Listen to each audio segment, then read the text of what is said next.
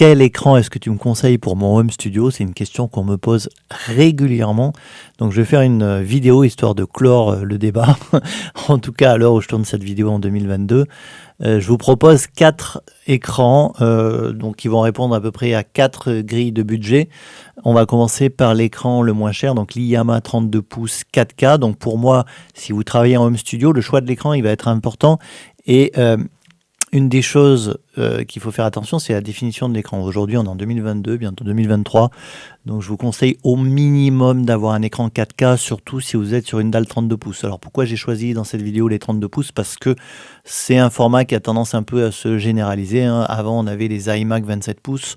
On a toujours des écrans Apple 27 pouces, mais on a aussi des 32 pouces. Et dans le monde PC, on a beaucoup de 32 pouces. C'est vrai que c'est une taille d'écran. Si vous travaillez sur beaucoup de logiciels, avec des éditeurs de partitions, sur des logiciels professionnels, on a besoin de place. Donc, c'est quand même agréable d'avoir un gros écran. Donc, le choix de la taille, il va se faire en fonction surtout de la distance à laquelle vous trouvez l'écran. Si vous êtes à 3 mètres de l'écran, le 32 pouces, il va être un petit peu petit. Il faudra peut-être envisager des dalles de 43, voire plus, pour pouvoir être confortable. Donc, tout dépend de votre situation. Là, aujourd'hui, on s'intéresse vraiment à une situation où vous avez l'écran posé sur votre bureau de votre home studio. Il est à entre 50 cm et 1 mètre grand maximum. Et il fait 32 pouces. Donc, quel écran 32 pouces acheter? Donc déjà, la première chose à regarder, c'est 4K. La deuxième chose, c'est qu'il soit quand même pas trop moche. En tout cas, c'est un des critères que je regarde, qu'il n'y ait pas des grosses bandes noires hyper épaisses sur les côtés. Et l'autre contrainte, c'est qu'il ait suffisamment de connectique et qu'il soit compatible avec votre Mac. Donc, on va commencer par l'écran IYAMA 32 pouces. Donc, premier critère, 32 pouces, c'est bon. 4K, c'est bon. Ensuite, ce qu'il faut regarder, vous allez dans les spécifications. Et en dehors de la résolution, je vous conseille de regarder le taux de rafraîchissement pour que ce soit plus confortable quand vous travaillez dessus.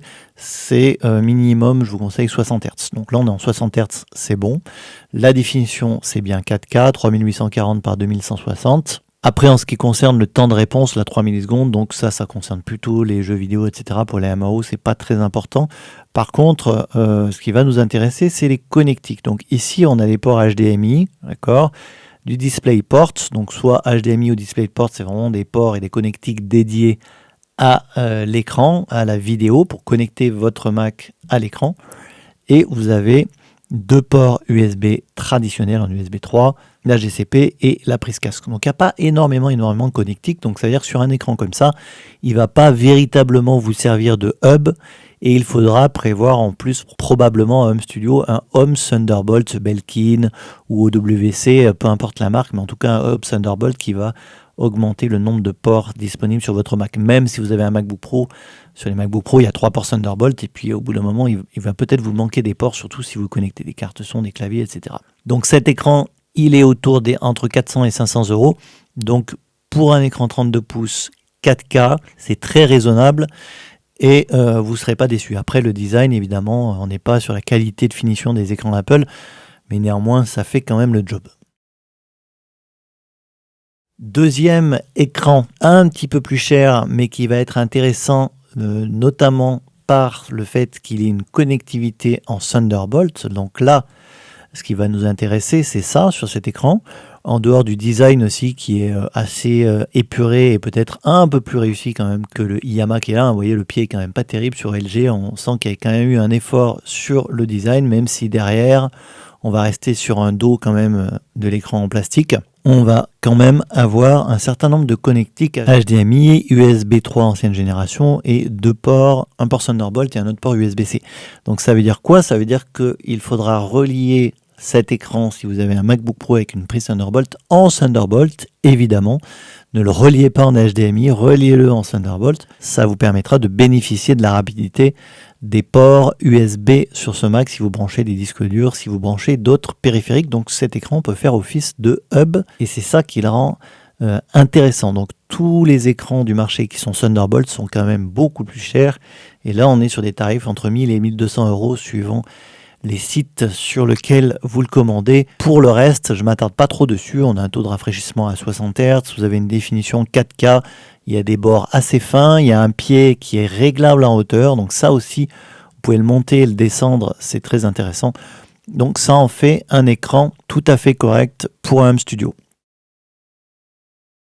Troisième écran, le BenQ, qui a à peu près les mêmes caractéristiques que le LG, mais que je trouve peut-être personnellement un peu plus réussi en termes de design. Sinon, on retrouve exactement la même chose derrière avec les ports, mais qui vont être cachés.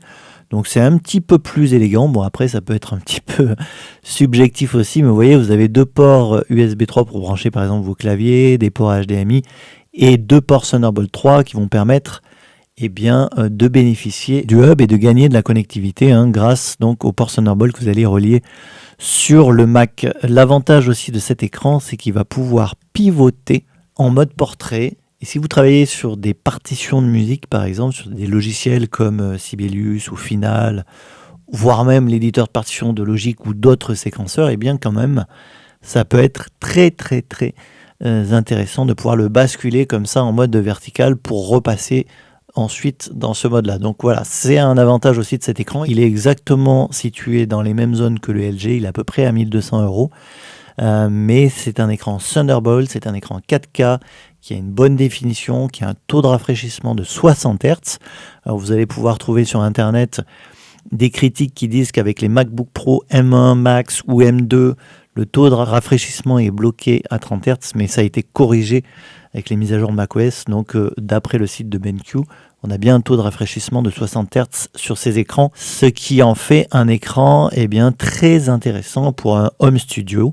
Encore une fois, il y a des gens qui vont trouver ça cher, mais l'écran, pensez-y, si vous faites beaucoup de production musicale d'enregistrement, vous allez passer beaucoup de temps derrière votre écran, et plutôt que vous achetez un effet hardware, un compresseur, une reverb, peut-être qu'à un moment donné, il va falloir prioriser l'écran, ne serait-ce que pour le confort de travail, et c'est quand même très important quand on passe des heures et des mois derrière l'écran pour faire de la production musicale.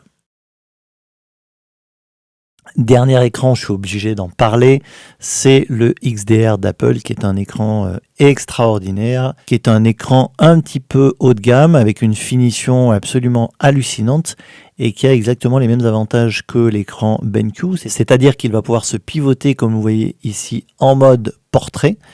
Et ça en fait aussi un avantage assez certain. Alors après, il est compatible VESA, comme le BenQ. Alors pour les home studistes, on va dire c'est un écran de luxe, puisqu'il a une résolution qui est supérieure aux écrans qu'on vient de voir. On est sur une dalle en 6K, donc on est véritablement sur une dalle 32 pouces Retina. Si vous êtes habitué à un écran 27 pouces des iMac 5K, on garde le même confort que sur ces écrans, mais en 32 pouces. Donc si vous faites de la production musicale, que c'est votre métier, que vous en vivez bien, je trouve que cet écran vaut le coup, parce que au niveau du confort de travail, ça va vraiment vous apporter un repos pour les yeux qui va être nettement supérieur à un écran 4K. Bien que les écrans que je vous ai montrés précédemment vont convenir à la plupart des gens, si vous avez le budget pour vous payer cet écran, évidemment, je vous le conseille, et d'autant plus si vous faites également de la production vidéo, de la photo, puisque cet écran, il va être très intéressant, évidemment, pour ce genre de discipline également. Au niveau des caractéristiques techniques, donc on est sur une dalle en 6K rafraîchie en 60 Hz avec un taux de contraste qui est beaucoup plus élevé que sur les autres écrans. Il est également réglable en hauteur, compatible VESA. Et au niveau connectique, vous avez un port Thunderbolt et 3 ports USB-C, donc ce qui va vous permettre d'avoir un hub avec une rapidité de transfert si vous y connectez des disques durs externes en USB-C, à condition d'avoir un MacBook Pro ou un Mac mini par exemple assez récent pour bénéficier de ces vitesses de transfert. Donc voilà mes conseils pour investir dans un écran home studio si vous souhaitez un écran d'une taille de 32 pouces, soit l'IYAMA autour de 400 €, l'écran LG ou BenQ autour de 1200 € et l'écran Apple qui va frôler les 6000 €. Donc c'est un budget très conséquent pour un écran, mais encore une fois, tout dépend de votre situation, si c'est votre métier ou pas. Voilà pour la petite vidéo du jour. Si vous avez des questions sur ces sujets, n'hésitez pas. En tout cas, moi, je vous retrouve la semaine prochaine pour un prochain tuto sur la production musicale, la MAO, Logic Pro et bien d'autres sujets comme tous les mercredis. Si vous avez des questions, n'hésitez pas, les commentaires sont faits pour ça. À la semaine prochaine, ciao ciao.